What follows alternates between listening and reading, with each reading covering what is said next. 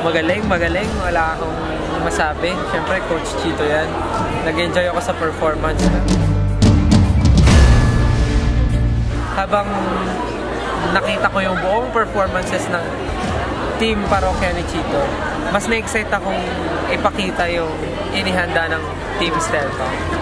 Sobrang eager ako lalo na may ipakita nila yung pinaghandaan namin. Pero at the same time, parang ayokong mag-perform sila kasi pag nag-perform sila, pipili ako ng isang uuwi. Pero yun eh, gano'n talaga. This is a competition and that's the reality.